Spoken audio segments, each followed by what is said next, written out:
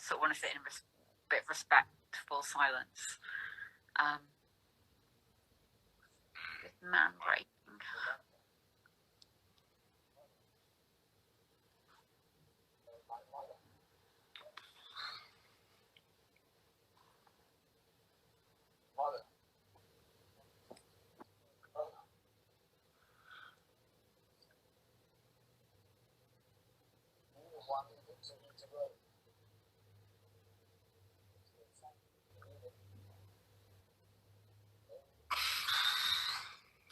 It's hard to watch. As always. Quite never got to weird. Very weird. Very weird. It's also your endeavour, because what does this mean? This means. Oh, it's the final reconciliation. It's the final kind of catharsis of this great theme between mother and son. This hard man who's become progressively harder for 3 hours suddenly softens and weeps. And there's this line here which I always thought was the most extraordinary, subtle bit of direction from Shakespeare, which is, "And sir, it is no little thing to make mine eyes to sweat compassion." So that's sort of Shakespeare saying, you need to be. Probably need to cry now. And the idea that this guy we've been talking about, he's changed from man to dragon. He moves like an engine. Where there is no more mercy in him than there is milk in a male tiger. The image of a male tiger does not conjure up an image of softness or vulnerability or open-heartedness or empathy or anything. It just is ferocity and power. And suddenly you have a warrior machine, so moved by the sight of his mother, wife and son's entreaty, that he weeps, and he agrees not to take revenge on the city that banished him. But in that contract, he knows that he has signed his own death warrant. And they know that too. And his mother knows it as well. And so this is they all know this is goodbye. They will never see each other again. And it's quite something to play. It's I talked early on about kind of coming on, and it's like starting a very long race, running around the track and just running with a kind of repetitive intensity.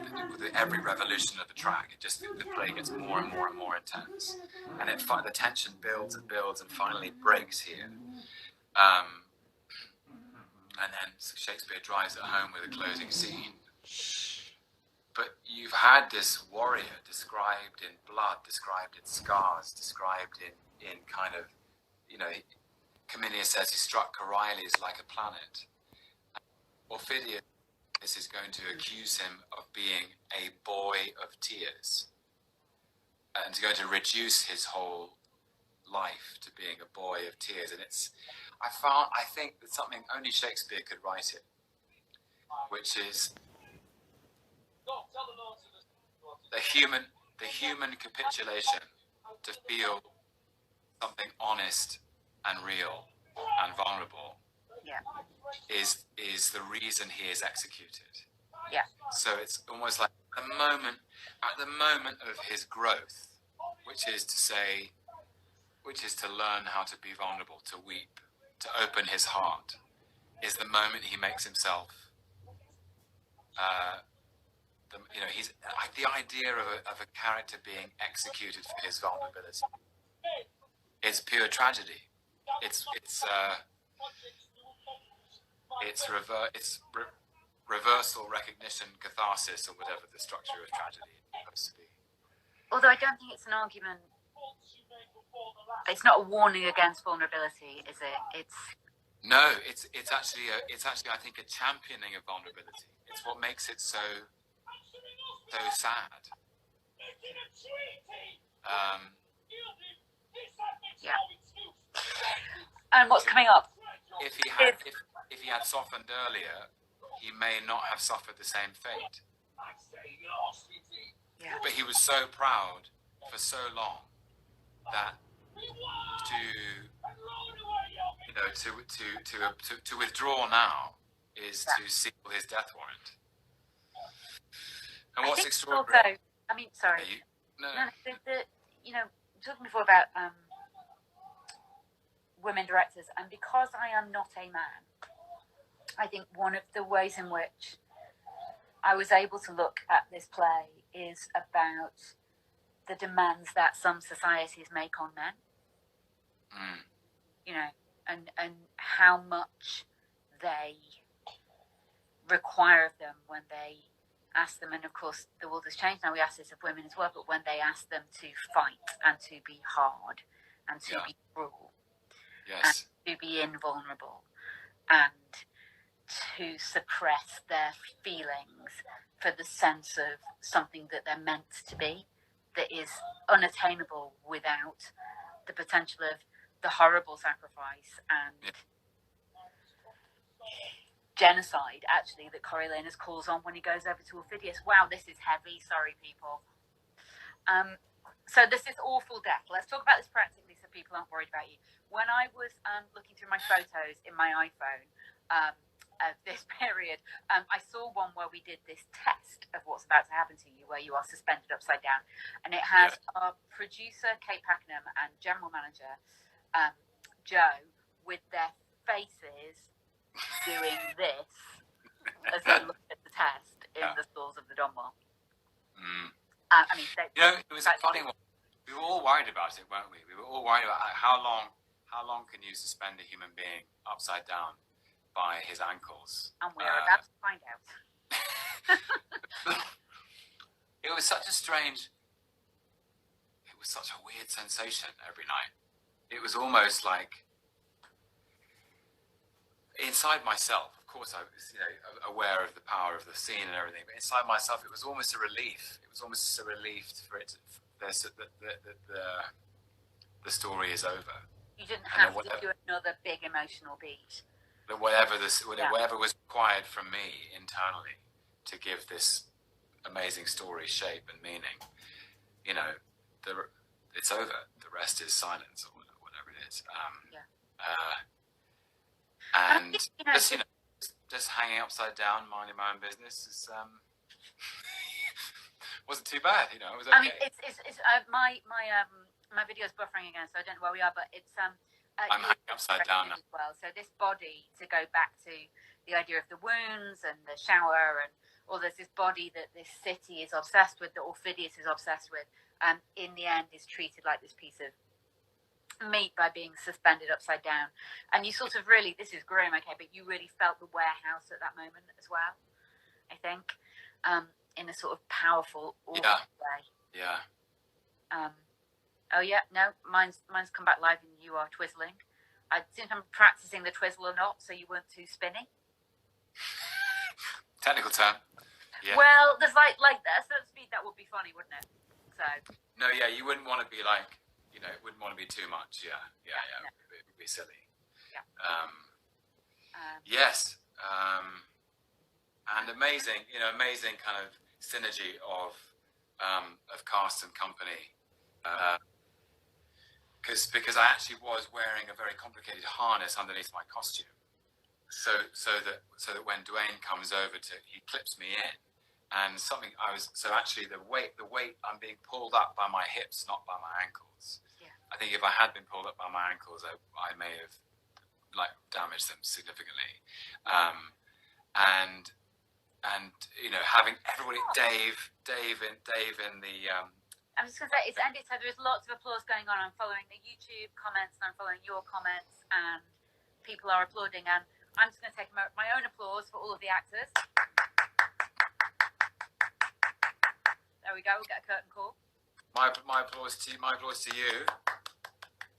And my applause to everybody who made this possible, everybody behind the scenes, the crew, the house managers, people front of house at the Donmar, the producers. It was lovely to see Al, and literally everyone who made this possible, and Sunita and Erin and Sally, Matt, Dave and Sally and Kate and Rob, and so thank you to all of you, and thank you to the audience. Thank you to anyone who came to see it when we did it 6 years ago, and thank you for tuning in to listen to us have a little chat about it today. And just follow my adventures in tech.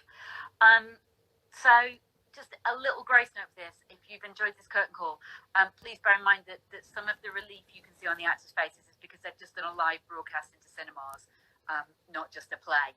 And I think you do kind of feel preserved, don't you, in a weird way. It's not like movies, you don't get another take if it doesn't go right. Yeah. So that collective act of concentration is absolutely massive. Worth saying. Very good point. I like having done lots of different kinds of, acted in different kinds of things. Acting for film, acting for television, acting on stage, acting for radio, acting whatever. This is like doing one of these is a completely unique experience because it doesn't feel like acting for the theatre, really. No, it's a different thing. You know that the largest audience is actually not in the room. Yeah. And it also doesn't feel like acting for camera in any conventional way, like making a film or a television series, because it's live. It's one big take for the actors. It's completely unique. We were all like. And look, there's a last shot of the Donmar Warehouse that, like so many of our theatres, currently has their doors closed. So that for me is a very, very poignant thing because I've worked on and off at that theatre since I was 23 when I trained there. So amazing. It's a very strange thing to think of it not open. I'm sure a lot of people feel that because if you're on here, you're probably a theatre fan or care about theatre, or maybe this is something that will persuade you to go and see a bit more of it when it's back. But your support is so important, and I don't mean donations. I mean you're being here and watching this and being with us. It's really moving, actually. It's a moving play, and people's performances are amazing, and it's so great to have this little reunion. But what's really moving to me is just to feel like we've been together with an audience through this. It's not a thing, but it's a bit closer, isn't it? Yeah, and we'll all be back. We will be back one day, whenever that day comes. We have to believe this strange moment is temporary, and talking of the ancient classical cultures, the Greeks and the Romans. People sort of think of the contemporary sense of theatre was invented in 2,500 years ago, and theatre isn't going anywhere. I think we'll be back. We'll be back with streamers and balloons and celebrations. Yep, we will. Tom, do you want to do, just for these brilliant people who've watched, I will quickly bash through a couple of questions just to see if there's anything. Yes. Is that all right? Should we Yeah. do that? Just to say. Yeah. Do we have to do? We don't have to do anything else. No, we do. Yeah, but in a little bit. Okay. Yeah, there's just one. I want you to do two questions for me. How do you overcome your nerves on stage? You never do. You just get used to kind of. You just get used to them. You just go, oh, there you are. Hello, nerves. You're coming with me because we've got no choice, and you might be useful. The truth is, I think maybe somebody brilliant like Judi Dench told me once. You never stop getting nervous, and you need them. You need to know that it's a special moment, that it's part of the ritual of something of walking onto a stage in front of a group of strangers to tell a story is an amazing thing, and it's not usual. It's not. It should be something that makes you a bit nervous because it's a very special thing, and so I don't ever really kind of make peace with my nerves. I do always have them. I know it sounds strange, but I don't. But I've been doing this for a very long time. Right. But if you're nervous, it means you care about it, and if you care about it, it means you stand a chance of communicating something. Yeah. So there you go. That's very good. I'm going to take one question, which is just admiring my hair. Yes, I cut it myself, but it is a mullet at the back. So thank you. And let me see. Josie, you don't win in the mullet competition, I'm afraid. No, I know. See that. Fave memory of the play. My favourite memory of the play, if I am really honest, is Tom, you saying that you would do it with me. I was never more excited than in that moment and really felt the chance. So there you go. Yeah. That's my answer. Okay, so we are going to say thank you and sign off, I think. This has been an experience. Thank you for your patience and your kindness. Thank you for your excellent questions and for sticking with it. Coriolanus is on YouTube for the next 7 days. It will be followed by the amazing Mark Gatiss, who played Menenius, giving his Madness of King George from the Nottingham Playhouse. So you should definitely check that out. It's a good leverness and the intensity of this, and Mark giving another extraordinary performance. Do again, Coriolanus, if you want to, without us in your ear. I will save these videos to my Instagram so you can watch them, or just like pick up any tech tips from them, because that went really smoothly. Sending loads. It was brilliant, Josie. You're brilliant. You're brilliant. Not only are you a virtuoso theatre and film director, but you are also a immaculate hoster of Instagram Live. Well, I am missing hosting, I have to say. It's strange not to have parties. I like a party. We'll have lots of parties when this crazy is over. Thank you to everyone who helped with the production. Thank you, Tom Hiddleston. Thank you to everyone who donated. Thank you to everyone who watched. Please keep supporting the National Theatre. Please keep supporting the Donmar Warehouse Theatre in general. And that's it. Thank you to Donmar. Thank you to the National.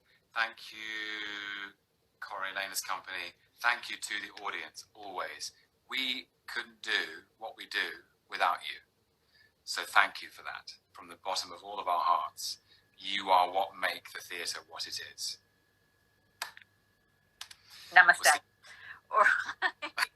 Okay. Take care. Take care, everybody. Look after yourselves. Yeah. Okay. All of that. We'll be back one day with different hair. Okay. Bye. Bye. Bye.